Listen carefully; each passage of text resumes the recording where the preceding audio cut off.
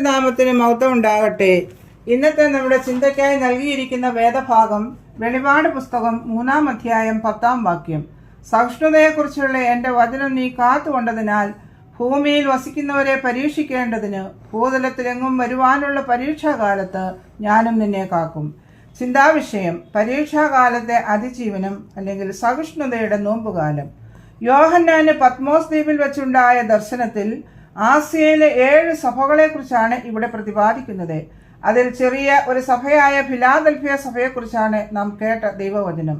എന്നാൽ മറ്റു സഭകളെ അപേക്ഷിച്ച് ചെറുതെങ്കിലും പരീക്ഷാകാലത്ത് യഹോവയുടെ വചനം മറന്നുകളയാതെ അവരുടെ വിശ്വാസത്തിൽ ഉറച്ചുനിന്ന് സഹിഷ്ണുതയോടെ പോരാടി വിജയം പ്രാപിച്ചവരാകുന്നു. പ്രിയമുള്ളവരെ, നമുക്കും ഈ നോമ്പ് കാലത്ത് ഈ വചനത്തെ ഊന്നി 3 കാര്യങ്ങൾ ചിന്തിക്കാം. ഒന്നാമതായി, സഹിഷ്ണുതയുടെ വചനം കാക്കുക. നോമ്പുകാലം എന്നത് കേവലം ഭക്ഷണവർജനം മാത്രമല്ല, പിന്നെയോ ക്രിസ്തുവിനെ പോലെ പരീക്ഷകൾ വരുമ്പോൾ സഹിക്കാനും ക്ഷമിക്കാനും പഠിക്കുന്ന ഒരു കാലം കൂടിയാണ്. ഫിലാദൽഫിയ സഭയ്ക്ക് ലഭിച്ച അഭിനന്ദനം അവർ ക്രിസ്തുവിൻ്റെ വചനത്തെ സഹിഷ്ണുതയോടെ മുറുകെ പിടിച്ചു എന്നതാണ്. നമ്മുടെ വിശ്വാസ ജീവിതത്തിലെ പ്രതിസന്ധികളിലും നോമ്പിലെ ആത്മീയ അച്ചടക്കങ്ങളിലും നാം എത്രത്തോളം സഹിഷ്ണുത കാക്കുന്നുണ്ടെന്ന് ചിന്തിക്കുക. ഒരു കുശവൻ മൺപാത്രം നിർമ്മിച്ച ശേഷം അത് തീച്ചൂളയിൽ വയ്ക്കുന്നു. ആ ചൂടിനെ അതിജീവിച്ചാൽ മാത്രമേ അത് ദൃഢതയുള്ളതും ഉപയോഗപ്രദമായ ഒരു പാത്രമായി തീരുകയുള്ളൂ. അതുപോലെ പരീക്ഷകളിൽ പതറാതെ ദൈവവചനത്തിൽ അടിയുറച്ചു നിന്നാൽ നമുക്കും ലക്ഷ്യത്തിലെത്താൻ സാധിക്കും.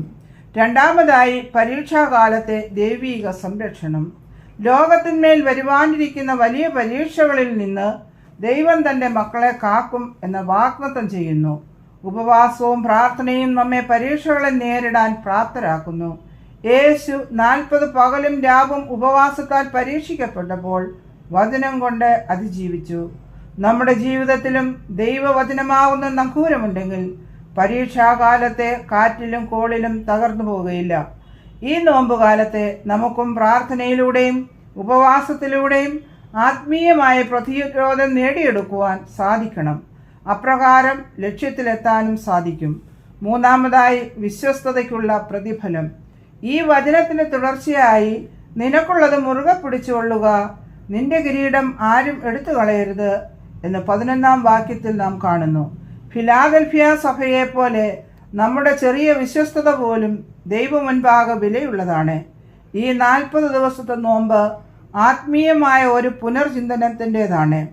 അത് പാതി വഴിയിൽ ഉപേക്ഷിക്കാതെ അവസാനം വരെ വിശ്വസ്തയോടെ കാക്കണം. സ്വർണം തീയിൽ ഉരുക്കി അതിൻ്റെ മാലിന്യങ്ങൾ നീക്കി തിളക്കമുള്ളതാക്കുന്നു. അതുപോലെ നാമും നോമ്പുകാലത്തെ കഷ്ടാനുഭവങ്ങളിലും ആത്മീയ നിയന്ത്രണങ്ങളിലും നമ്മുടെ വിശ്വാസത്തെ കൂടുതൽ ശുദ്ധീകരിക്കണം. നിത്യതയോടെ ലക്ഷ്യം വെച്ചുകൊണ്ട് നമ്മുടെ വിശ്വാസ ജീവിതം മുൻപോട്ട് കൊണ്ടുപോകുവാൻ സാധിക്കണം. ഈ നോമ്പുകാലത്ത് വെളിപാട് 3:10 നൽകുന്ന ഉറപ്പ് നമ്മുടെ ജീവിതാവസാനം വരെ കൂട്ടിനുണ്ടാകട്ടെ. നാം ദൈവത്തെ മുറുകെ പിടിച്ചാൽ ലോകത്തിലെ സകല പ്രതിസന്ധികളിലും അവൻ നമ്മെ കാത്തു പരിപാലിക്കും. കഷ്ടാനുഭവങ്ങളിലൂടെ കടന്നുപോയ ക്രിസ്തുവിലേക്ക് നോക്കി നമുക്ക് ഈ നോമ്പുകാലം പൂർത്തിയാക്കാം. ഇപ്രകാരം നമുക്ക് പ്രാർത്ഥിക്കാം: കർത്താവേ, എൻ്റെ ജീവിതത്തിലെ പരീക്ഷാകാലങ്ങളിൽ നിന്റെ വചനം മുറുകെ പിടിക്കാൻ എന്നെ സഹായിക്കണമേ. എൻ്റെ അല്പബലത്തിലും വിശ്വാസത്തിലും നിന്റെ ശക്തി പകരണമേ. ആമേൻ.